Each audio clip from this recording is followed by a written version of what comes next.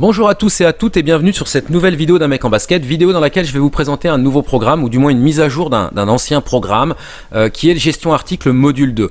Vous avez peut-être déjà vu la vidéo gestion article module 1. Ce que va vous permettre ce module 2 en plus, ça va être de gérer une base de données client et de gérer vos commandes en générant des bons de commande et des factures pour vos clients. Première chose à faire impérativement, c'est avant tout d'utiliser ou du moins d'installer les polices d'écriture code EN13 et code 128 wide selon le code barre que vous voulez utiliser dans le programme, puisque donc ce programme va vous permettre entre autres, en plus de ce que j'ai déjà cité, de créer une base de données articles, générer les étiquettes avec code barre, les imprimer et gérer vos articles avec une petite scanette. Voilà. Ce programme, pour information, est disponible sur le site www.unmecenbasket.fr. Vous avez le lien dans la description de la vidéo en bas de cette vidéo. C'est dans l'onglet Applications, Gestion article, module 2. Alors, c'est un programme qui fonctionne sous Excel. Donc, premier travail à faire, c'est d'effectuer le paramétrage du programme. Alors, j'ai déjà renseigné pas mal de choses, mais vous avez la possibilité de choisir le type de code barre, code de type EN13 ou code 128 ou QR code. Vous allez pouvoir renseigner les coordonnées de votre entreprise, insérer un logo si vous le souhaitez, modifier les pieds de facture et pieds de commande. Enfin voilà, ça c'est du paramétrage assez basique. Vous allez aussi pouvoir créer différentes colonnes ou du moins différentes catégories pour vos articles. Moi j'ai créé une colonne catégorie ici avec outillage et quincaillerie. C'est extrêmement simple, hein. Je vais me mettre là, on va créer une nouvelle catégorie, électroportatif par exemple. Hop là, et vous faites ajouter. Automatiquement, dans votre fiche article, vous aurez votre catégorie outillage, quincaillerie et électroportatif. Vous avez les listes de taux de TVA, par défaut ce sont ceux de la France, mais puisque le programme peut être utilisé avec une devise en dollars, en euros, en livres sterling ou en francs CFA, vous pouvez adapter les taux de TVA, toujours en la saisissant ici en cliquant sur le petit plus, taux de TVA donc qui correspond à votre pays. Idem pour les modes de règlement, il y en a déjà qui sont renseignés, vous pouvez évidemment en ajouter d'autres si besoin est. Et puis vous avez un système de référence automatique, chaque article se doit d'avoir une référence propre. Par défaut, c'est paramétré sur oui, c'est-à-dire que le programme va générer lui-même les références articles, mais vous pouvez répondre non et les générer vous-même. Dans ces cas-là, je vous préconise quand même l'utilisation de références alphanumériques. La petite flèche pour revenir en arrière, ça enregistre et hop là, ça revient au menu principal. Alors, vous allez évidemment pouvoir créer des produits. Bon, j'en ai déjà 3 qui sont créés, tout simplement en renseignant article numéro 4, une désignation. Vous allez pouvoir générer un code barre. Si c'est un QR code, ça peut prendre quelques secondes, donc soyez patient. Votre fameuse colonne catégorie avec électroportatif qui est ici, mais j'insiste, vous pouvez créer donc 5 colonnes, 5 données différentes, un descriptif plus complet.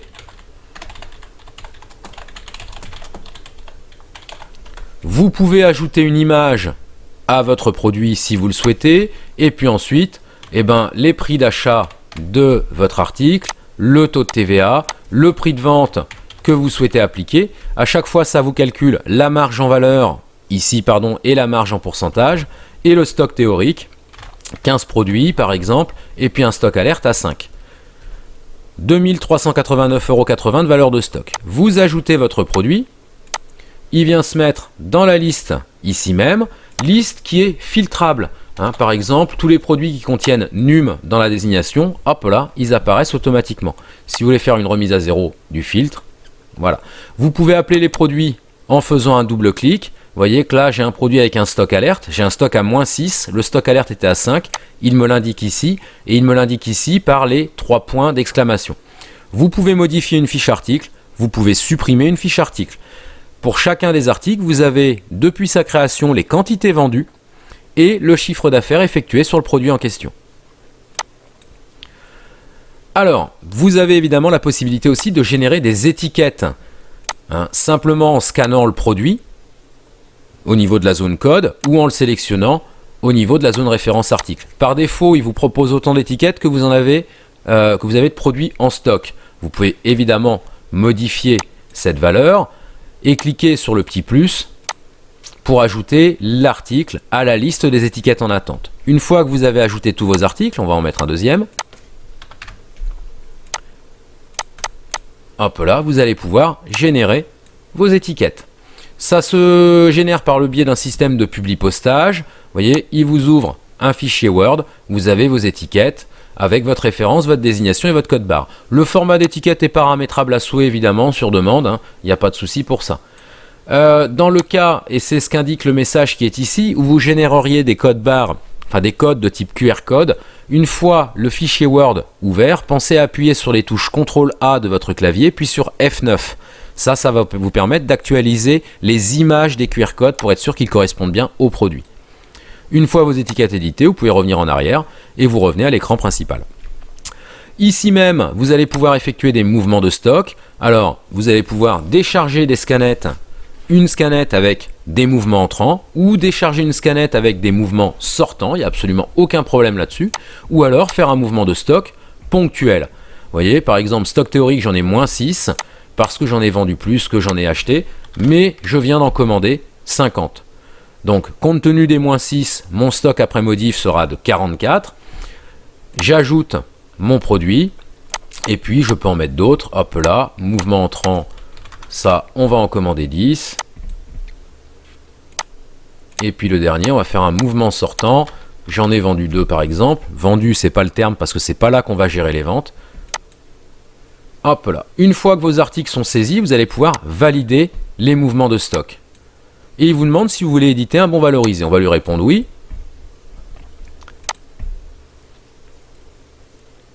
Et vous avez un état qui récapitule l'ensemble de vos mouvements de stock sur cette saisie, et ce, évidemment, chiffré et valorisé.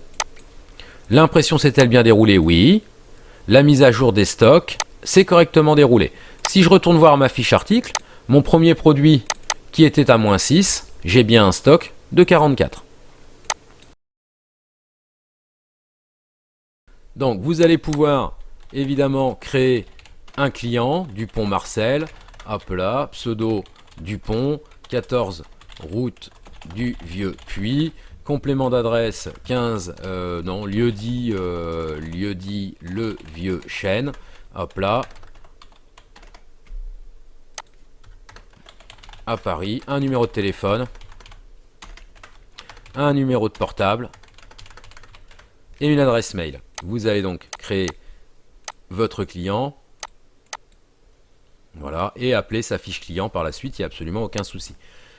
Ensuite, via ce bouton, vous allez pouvoir créer un bon de commande. Donc vous sélectionnez votre client, les articles qu'il commande, soit en scannant les codes barres ici, soit en sélectionnant les références articles. Vous allez pouvoir donc saisir vos quantités. Je peux mettre le même article sur 2 lignes, puisque l'un peut avoir, hop là, une remise, et l'autre pas. Là par exemple, je fais pour le produit numéro 1, 5 articles au prix normal, et un article avec, si je double-clique dessus, vous voyez, ma remise de 10%. Pour chaque commande saisie, vous pouvez, en attente de la validation, revenir en arrière et revenir dessus. Tant qu'elle n'est pas finalisée, eh bien, elle apparaît toujours. Vous avez ici le récapitulatif complet de cette commande, le total achat, le total hors taxe, le montant des taxes, la marge en valeur, la marge en pourcentage, le total TTC et le total remisé. La commande est définitive, on va pouvoir valider le paiement et enregistrer la commande. Ça génère un fichier PDF. Donc voilà pour le bon de commande. Lorsque vous le fermez, il vous génère automatiquement derrière la facture. Hop là. Du coup, si je reviens sur ma fiche client, mon client Dupont Marcel, j'ai déjà quelques commandes pour ce client-là. On va prendre la dernière. Hop, je double-clique. Elle s'affiche ici et je vais pouvoir la régénérer, la réouvrir et réimprimer donc la facture. Vous avez ici un outil statistique qui va vous permettre de visualiser votre chiffre d'affaires. Bon, j'ai des saisies que sur le mois de mai, mais vous avez le chiffre d'affaires qui apparaît ici. Et vous pouvez aussi l'afficher ici de date à date, en enseignant une date de début, une date de fin.